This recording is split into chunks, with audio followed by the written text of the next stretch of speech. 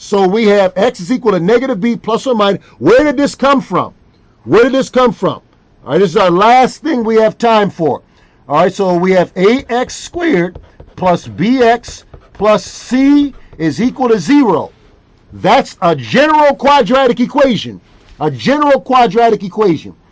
Let's solve this very general quadratic equation using the techniques that we talked about right here. All right. So now, typically, the first, make this a term 1, make this a term 1, typically that's already been 1. Here, it's not. So here we've got to get rid of that a and make it 1. Let's divide everything by a.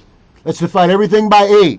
If we divide everything by a, we end up with x squared plus b over ax plus c over a is equal to 0. I divided everything by a so that I could get this first, address this first rule, which is to make sure the a term is 1. Now let's move this c term to the left side of the equal sign. Let's subtract c over a, subtract c over a.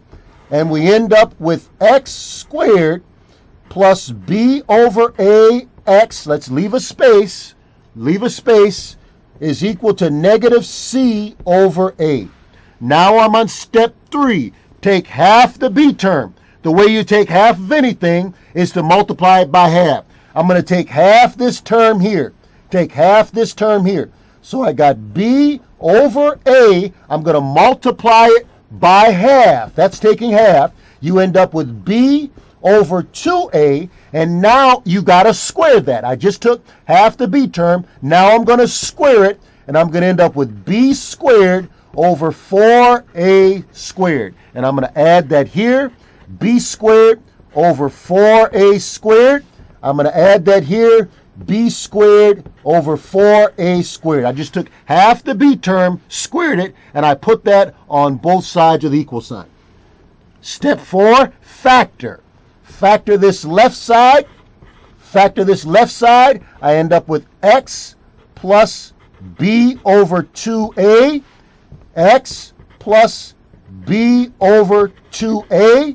And now I'm going to simplify this right side. Simplify this right side. I end up with b squared minus 4a squared minus c over a. I'm going to subtract these two. The common denominator is 4a squared. 4a squared. You multiply this by 1 to get that. You have to multiply this b squared by 1. You get b squared. Multiply this a by 4a. I have to multiply this top by 4a. I get 4ac. All right, I get 4ac. This is b squared minus 4ac. I get b squared minus 4ac all over the denominator of 4a squared. All right, so you end up with x plus b over 2a squared is equal to b squared minus 4ac all over 4a squared. I'm going to take the square root of both sides. Take the square root of both sides. I end up with x plus b over 2a is equal to plus or minus the square root of this top, the square root of this top, which is b squared minus 4ac, divided by the square root of the bottom, which is 2a. All right? We're almost done. We are almost done. Let's subtract the b minus 2a on both sides. If you do that, you end up with x is equal to negative b over 2a plus or minus the square root of b squared minus 4ac all over 2a. Now you have a common denominator. You can combine those. You end up with x is equal to negative b plus or minus the square root b squared minus 4ac all over 2a. And that is where the quadratic formula came from. That is where the quadratic formula came from. The thing that students, you'll discover is that a lot of times when you get into today's lesson was more for a junior or senior in high school.